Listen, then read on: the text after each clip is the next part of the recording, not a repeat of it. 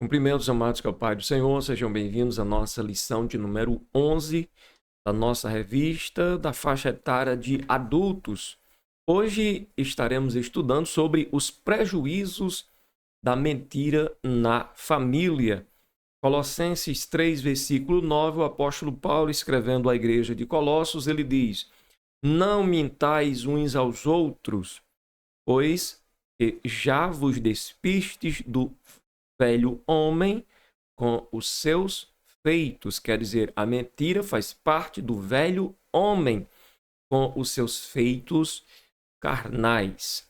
Nossa verdade prática diz: a mentira pode até dar flores, mas não produz fruto para o bem. O fruto da mentira sempre será mal.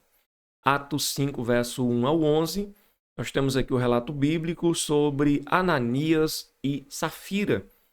Um certo varão chamado Ananias com Safira, sua mulher, vendeu uma propriedade e reteve parte do preço. Sabendo também sua mulher, e levando uma parte, a depositou aos pés dos apóstolos. Disse então Pedro: Ananias, por que encheu Satanás o teu coração para que mentisse ao Espírito Santo e retivesses parte do preço da herdade? Se fizermos uma pausa aqui na nossa leitura bíblica em classe, podemos já perceber que a mentira tem uma origem, vem de uma fonte, Satanás. Ele é o pai da mentira. Versículo 4. Guardando-a não ficava para ti, e vendida não estava em teu poder?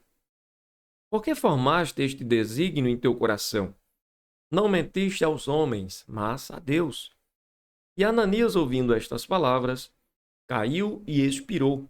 E um grande temor veio sobre todos os que isto ouviram. E levantando-se os jovens, cobriram o morto e, transportando-o para fora, o sepultaram.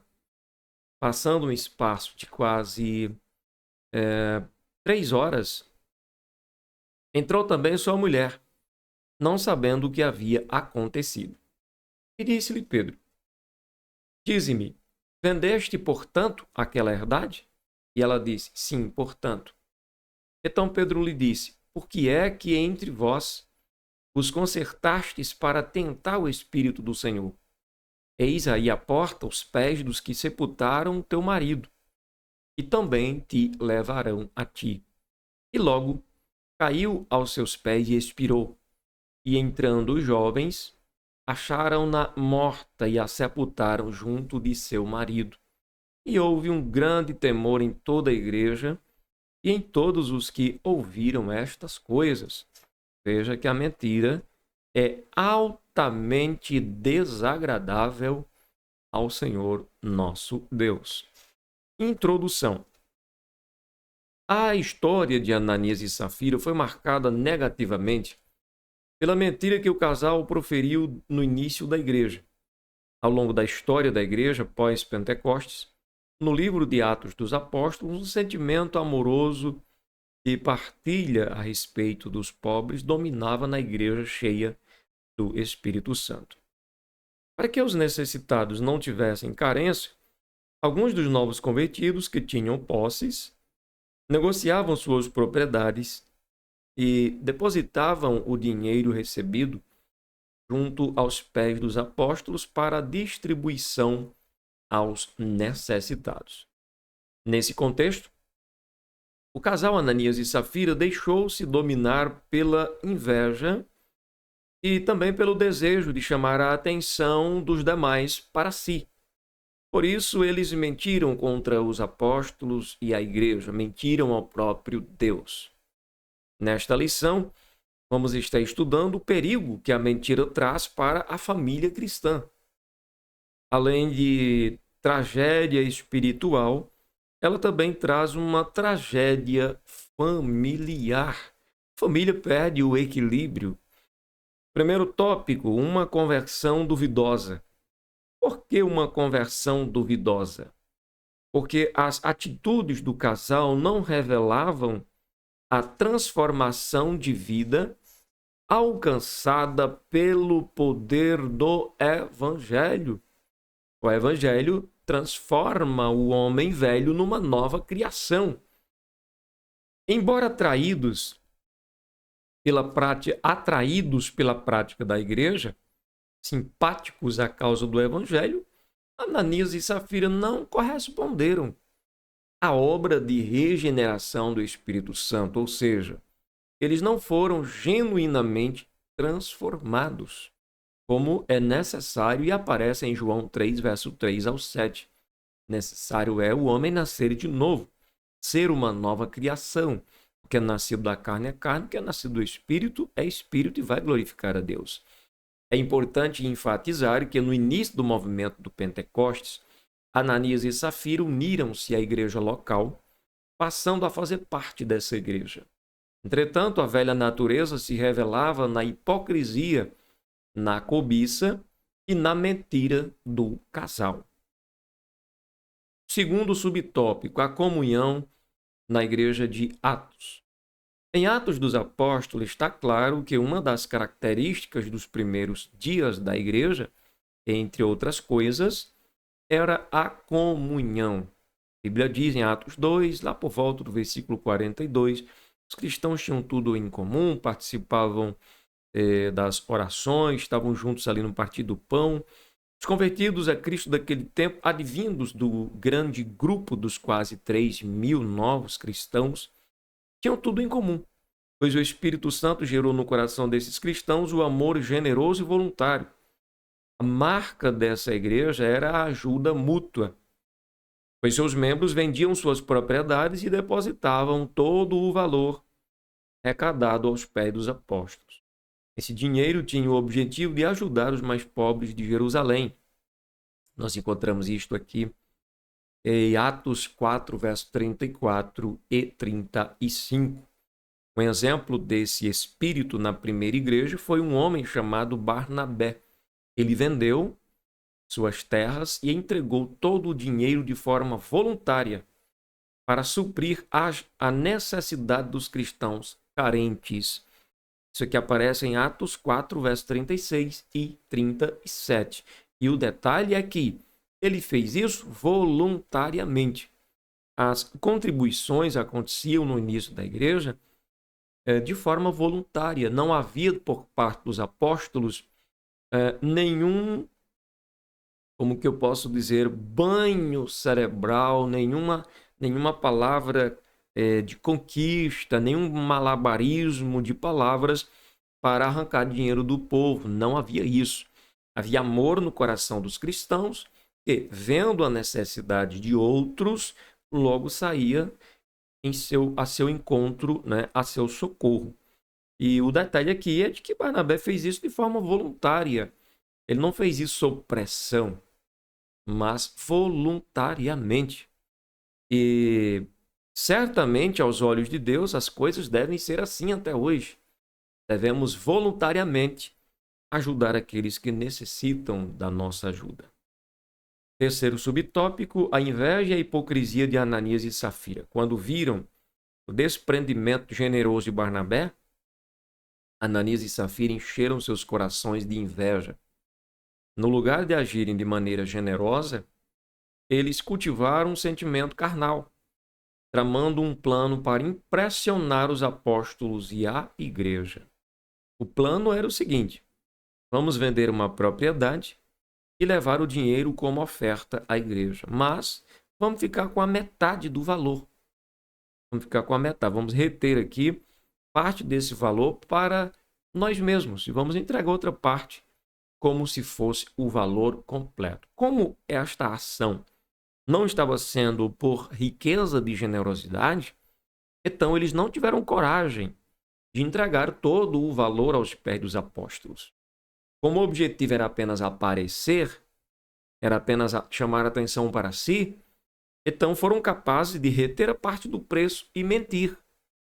Eles não eram obrigados, não havia uma regra dizendo, olha, você vendeu algo, tem que doar todo para os irmãos. Não havia essa regra.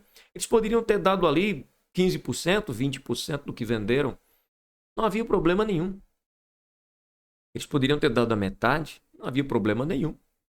Ter ficado com a outra metade, como ficaram. desde que falasse a verdade.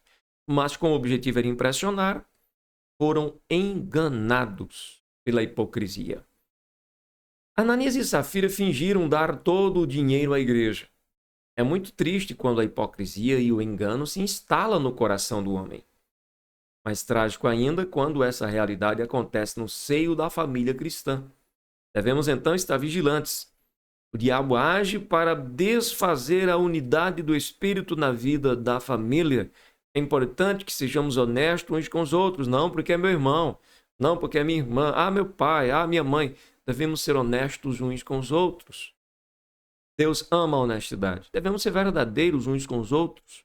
Embora sejamos parentes próximos, Deus ama toda a verdade.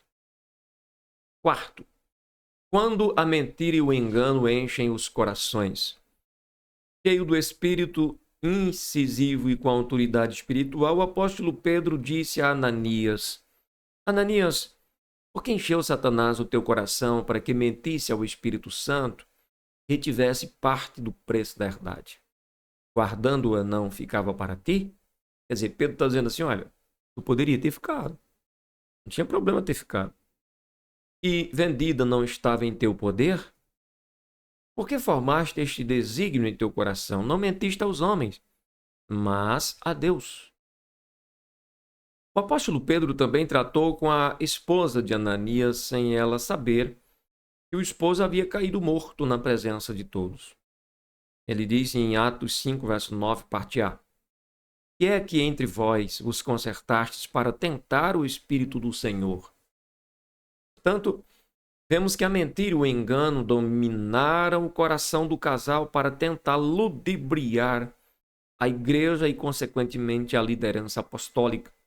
Ao tentar enganar a liderança local da primeira igreja, na verdade, eles mentiram contra o Espírito do Senhor, contra o Espírito Santo, voltando-se diretamente contra Deus, e isso gerou a sua morte. Tópico de número 2. O problema da mentira dentro da família.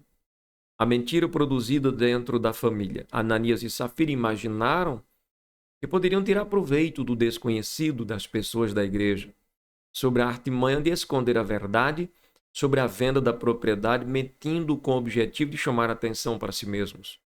Isso fala a despeito de pessoas que se dizem cristãs, mas mantêm velhos hábitos da vida mundana. O Espírito Santo se entristece quando dentro da família, esposo, esposa, filhos e filhas ou outros membros fazem da mentira um estilo de vida. Por isso o apóstolo Paulo exorta a não mentir uns aos outros. Deus deseja que sejamos verdadeiros e não enganadores uns dos outros. A mentira engana, a mentira ilude. Deus não quer que hajamos desta forma um para com o outro. É necessário que o esposo seja verdadeiro com sua esposa, que a esposa seja verdadeira com seu esposo e que um não esconda nada do outro. Quem faz uso da mentira está dominado pelo poder da carne e posso até dizer que influenciado por Satanás. Já que o apóstolo disse, por que encheu Satanás o coração de vocês? Quem enche a gente da verdade? Jesus, o Espírito Santo. Mas quem enche o homem de mentira, do prazer na mentira, não é o Espírito Santo, mas o próprio demônio. Em Gálatas, o apóstolo Paulo escreve que a carne cobiça contra o Espírito e este se opõe à carne para que não façamos o que ele quer. Ou seja, se espera dos cristãos que crucifiquem a sua carne com suas respectivas paixões, isto é, vícios da alma. Assim devemos viver dominados pelo Espírito. Gálatas 5, verso de número 17, verso 24 e verso 25. Se você puder conferir na sua Bíblia, vai ser de grande utilidade para a sua vida espiritual. Andar em espírito, não satisfareis os desejos da carne. Vamos ver que o fruto do Espírito é amor, gozo, paz, longanimidade, benignidade, bondade, fé ou fidelidade, mansidão e temperança. Contra essas coisas não há lei. Se você não quer ser reprovado, então pratique essas coisas sobre a ação do Espírito Santo e serás aprovado aos olhos do Deus Todo-Poderoso. Portanto, toda e qualquer mentira, por mais ingênua que possa parecer, tem sua fonte aonde? O diabo, que é o seu pai, o pai da mentira, né? Onde a gente encontra isso? João capítulo 8, versos 44 e 45. A Bíblia vai dizer para nós que o diabo mentiu desde o princípio, que ele nunca se firmou na verdade. Então, mente desde o princípio e mente até hoje, enganando e atraindo as pessoas à mentira, com uma promessa de alcançar vitórias e sucessos, tem levado os homens à mentira, quando na verdade nem ele mesmo encontrou sucesso nenhum. Pelo contrário, perdeu aquilo que tinha. Se a mentira domina o crente, significa que este não está mais no espírito, mas na carne. É verdade? Isso é muito sério, viu? Muito sério. Se a mentira domina o crente, então não está mais em espírito, está na carne. Então, toda a lei de Deus está contra essa pessoa. Terceiro tópico: protegendo a família da mentira e também da hipocrisia. Cuidado contra os defeitos morais no lar. Quando se permitem certos defeitos morais, como a prática da mentira, a prática do fingimento e da hipocrisia dentro de um lar, essa família está fadada ao fracasso. Semelhantemente ao que aconteceu com Ananias e Safira no Antigo Testamento, lemos a história de uma família israelita cujo chefe era Acã. Dominado pela cobiça e pela hipocrisia, ele furtou certos objetos da cidade de Jericó, considerados amaldiçoados e que, por isso, Israel não deveria tomar como despojo. Esse pecado de desobediência trouxe maldição para todo o povo. A ira do Senhor se acendeu contra Acã e toda a sua família. Ou seja, por que veio aqui uma mentira? Por que veio aqui uma prática errada? Por causa da cobiça. A cobiça pode gerar vários outros males que só leva o homem a despertar a ira de Deus contra si. Portanto, precisamos agir contra a hipocrisia e também contra a mentira. Ninguém está livre de se achar dominado pelas mesmas hipocrisias e mentiras que se acharam no casal Ananias e Safira. Por isso, a Bíblia nos ensina que não podemos trocar a verdade de Deus pela mentira, como fazem as pessoas dominadas pelo pecado, que trocam a verdade de Deus por mentiras. Isso aparece em Romanos 1, verso 25. Aos servos de Deus cabe fazer um autoexame diante dele contra a hipocrisia. Deus quer que sejamos genuínos. Sim, a consequência direta da mentira é a hipocrisia. Esses dois vícios são obras carnais que podem dilacerar uma família cristã. Todos os familiares precisam ser genuínos e verdadeiros uns para com os outros. Terceiro subtópico, para finalizarmos a nossa lição de hoje, nós encontramos o seguinte: não deixe o inimigo agir na família.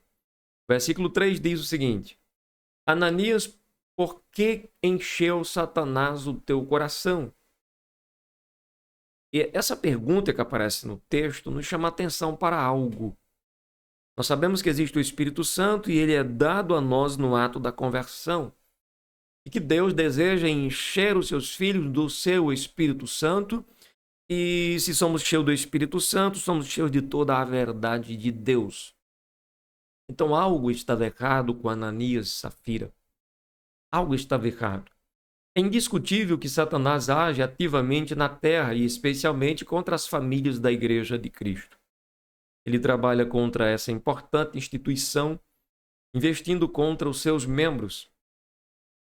Infelizmente, como Ananias, há muitos que permitem a Satanás encher seus corações para desestabilizar a família.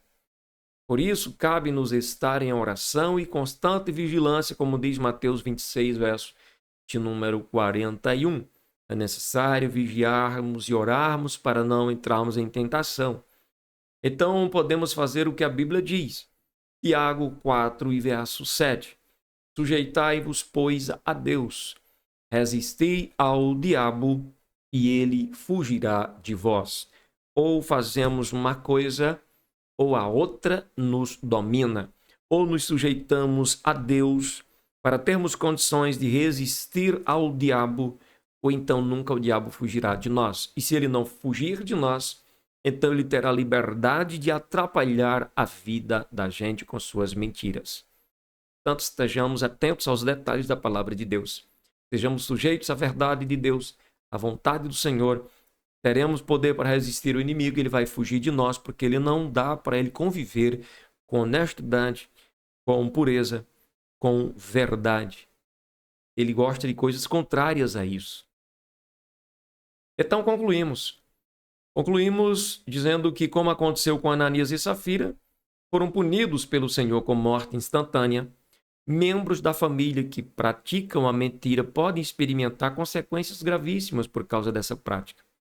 A Bíblia diz que a igreja é a coluna e a firmeza da verdade. 1 Timóteo, capítulo 3, versículo 15. Tudo que tem a ver com a verdade está relacionado à igreja. E a igreja está relacionada a tudo que tem a ver com a verdade. Fora isso, não estamos agradando a Deus. Portanto, ainda que num primeiro momento possa parecer difícil, o caminho da verdade sempre é o melhor. Resolve a questão da cobiça e vai ficar mais fácil para a gente jamais se entregar à mentira. Se não conseguirmos vencer a cobiça, não teremos condições de derrotar a mentira. Que Deus abençoe a tua vida poderosamente, em nome de Jesus.